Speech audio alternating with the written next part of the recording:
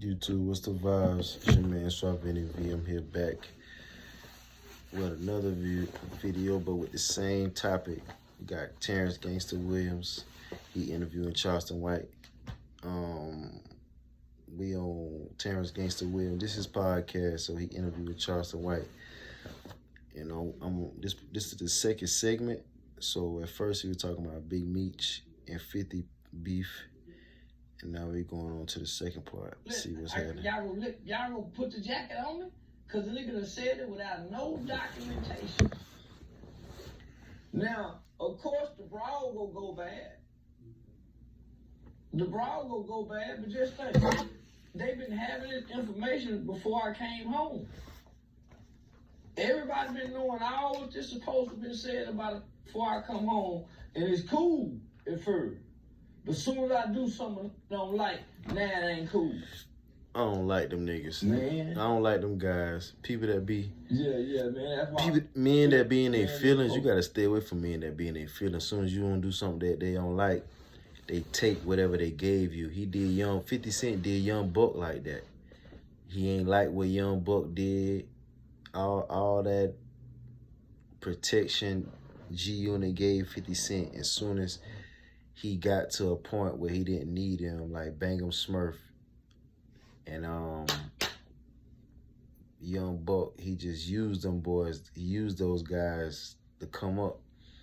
And now when he don't need them, or when you do something they don't like, he either expose you or he do something grimy. That's why I can't stand no grimy nigga, bro. A grimy guy, a dirty guy, a guy that just do harm to people. I stay away from street niggas. I stay away from tough guys. I stay away from guys that don't got no family, guys who grew up rough, wrong, like molested, abused, foster care, grew up in a crack house, or grew up in a pimp environment, any kind of chaotic, violent, like, because they don't never get over that trauma. Now, if you grew up like that and you got over that and you kind of like got some health, like some mental health therapy or something, or you kind of unlearn and relearn once you get past 18, that's cool. But when people like that grew up rough and ragged and grew up on pain and torture, they gonna hurt somebody, and they gonna hurt you if you cross them. So be careful when you accepting things from people, though. That's why it's good to work for your own and try to create whatever you try to create on your own, because people will throw that shit in your face. That ain't no good thing, bro. So I'd rather take the long route. I'd rather take the long, embarrassing, corny, make minimum wage before I look for a handout from somebody, because they gonna try to play you. Just, man, try to come blend in. Nah. But, you know, yeah. Okay, well, Crypto G's and I came together, and we reached out to different people that be in the comments, because we wanted to switch this interview up. Yeah. So we're gonna go with some of the. We asked some people to send some questions in, and the first question is from Crypto Jeezy. He want to know what are your thoughts on Donald Trump changing the Gulf of Mexico to the Gulf of America? I would say this before he even respond. One thing I like about Charleston White, he a smart guy, and he real. I love a real guy. Boy, I love a real guy like me, because I was raised by my great grandma on some real shit. So one thing about Charleston White, you can ask him any question and he gonna answer the question. One thing about Charleston White, if you ask him a legitimate question, he will answer your question. You know what I'm saying? He'll answer your question truthfully, and he'll tell you the truth. And he'll speak his mind, and he'll tell you the secrets, bruh. You just gotta pay attention and watch it. I think it's very interesting that he did that, and I'm curious to know, and why I wonder he did the Gulf of America. That's crazy. Think of that and do that. Yeah, what made him think of that? All of a sudden, out the blue, That's power. But it does have a meaning. That you can just change that? It does have significance of him doing that. He's showing dominance over Mexico and the Western world by making that decision. So he's coming to show display a display of power from America. Seems like this presidency. So I'm more interested to know what made him do that this go around. Okay, Frank Little TV asks, you say, why did you vote for Donald Trump? Because I'm a patriotic American, and Donald Trump is really trying to make America, contrary to popular belief, great again. Whether that's bringing jobs back to America, when the blue collar workers of America was the backbone of America. The workers live good off working, in an ordered plant. So I voted for him because he uplifts conservative principles and values. And when you think about conservative principles and values, that's God, family, community, country. I voted for him because I think America is no longer operating in a form of a country because of capitalism and too many other foreign interests. America operates as a business. That's why major corporations spend a lot of money and invest a lot of money into lobbying, to persuading lobbyists to go out to have different laws and things changed and made in this country. And Trump is not anti-government, but he's anti-bureaucracy. And bureaucracy is really what hurts the American people. So that's why you see him now with Elon Musk and his Dodge agency that they've created to go audit our government, and they're finding all kind of shit, homie. So it's the bureaucracy. So it's not really necessarily the American government. It's the bureaucratic agencies and things that get into place that really hurts and exploit the American people. So I voted for him because he's totally against that, and he really have a plan to bring jobs and to restore America back to being strong within the world again. Okay. Here's the next question is, what tactics did you use to become an internet star? Controversy. Controversy, shock jocking.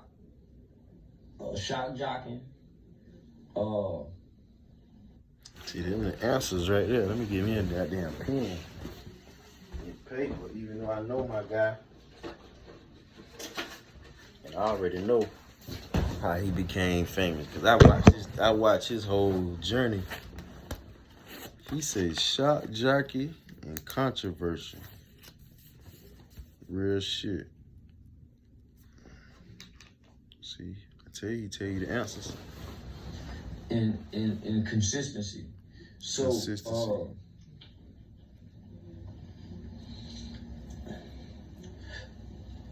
I would upload videos probably 12 to 15 times a day to create a consistent presence. Kind of like the news cycle. So the news dropped in the morning, so it'll come back around midday, it's gonna come back around about 3 o'clock to give you a little brief update about something. Then it's gonna bring you to 5 o'clock news, from 5, then about 7 to about 7, 6 to 8. It's gonna give you some Hollywood celebrity entertainment news. Come back around about 10 o'clock. You got the 10 o'clock news. So I wanted to have I literally came up with like a news cycle with uploading videos. Except I would do it three times in the morning, 3 times in the afternoon, 3 times, just to create a consistent presence online.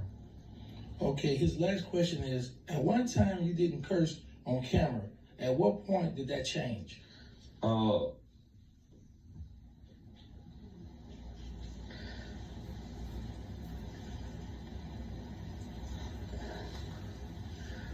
When I start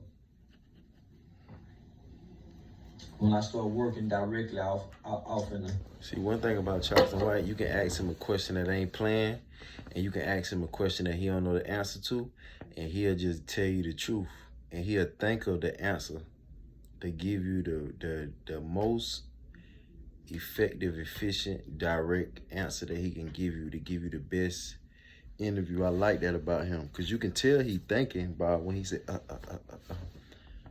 you can tell he thinking. I like that about Charleston, because some people be lying, be finessing, be sugarcoating, talking in codes and shit. Motherfuckers ask, what did you do to come up? What did you do to be a viral sensation? A person would have told you some bullshit. That nigga said he told you the right shit. Shock, jockey, consistency, and controversy. That's real. He told you how much he upload, when he upload. When I first started directly working in the hood with the project, baby, I was already somewhat, I'm gonna say financially frustrated. I was already somewhat financially frustrated. But when I started working directly off of Stop 6, in the hood, everything around me was cussing. Say bitch ass nigga, say what's... So everything around me was cussing. I started taking on and inheriting the frustrations of the environment, of the community. So I started taking it on. Not only that, juggling my own life, disappointments and frustration. So I was on my way home from a basketball game, and I started to feel a very sharp pain in my back and down my legs, and it was excruciating, and there were no... I became the community. So, you know, when in Rome, you know, you do what the Romans do. And so it became a cursing for me. Remember, I was traveling around the country, speaking properly, articulating words the right way. I reached a lot of people, but it wasn't the people whom I needed to reach. I was becoming big and popular amongst politicians, and you know, I was on the front page of the American Bar. Nigga, I did a study with the School of Journalism out of the Walter Cronkite School of Journalism. Nigga, we went to the Supreme Court with the juvenile life without parole. So I was, you know, I was becoming well known at the top of our spectrum, and nobody in the community knew that I was. Nobody in the community really knew the type of work that a nigga was doing on behalf of our young people who's affected by some of these laws and legislation. So, nigga, when I started cussing, I started getting everybody's attention. That one thing about cussing, when you cuss and you know how to cuss and you say the right cuss words in the right sentence, you will get everybody's attention. Because I remember when we was kids, one thing I like about Charleston White, he reminded me of Uncle Spook. My Uncle Spook and my uncle and my cousin Carl, and they always cuss. Sit y'all goddamn ass down. That was funny to us. You tell some 9, 10, 11-year-olds sit y'all goddamn ass down. What the hell y'all keep doing? Boy, sit your mother. Boy, I'ma beat your goddamn ass. Anytime an old head say goddamn ass, that's some old school cussing. So we love to hear people cuss.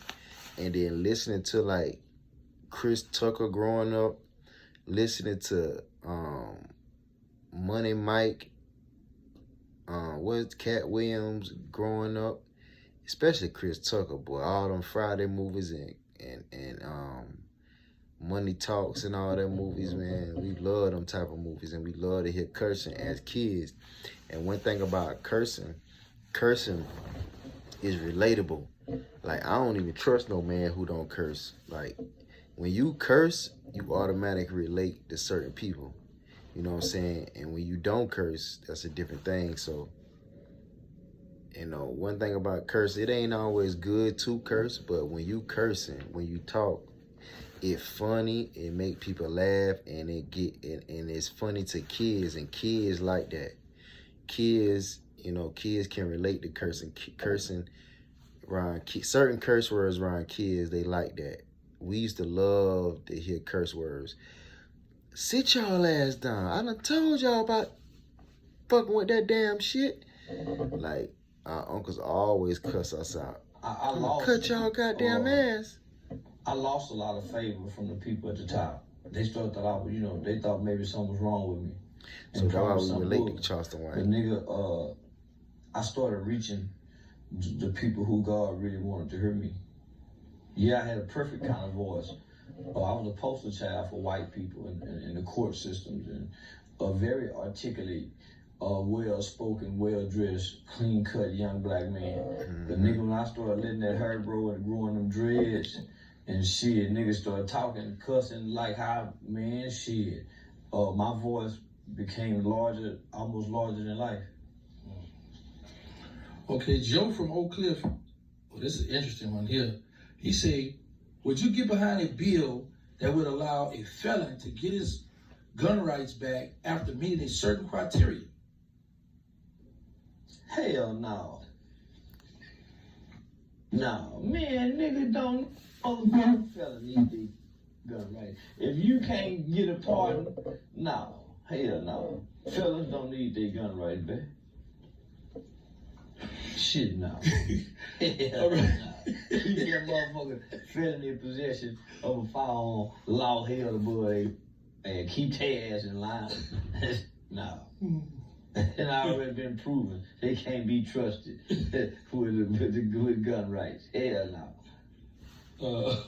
So Sam asked, when he got a financial question, he said, do you have any rules you go by when it comes to finances? No. Yeah.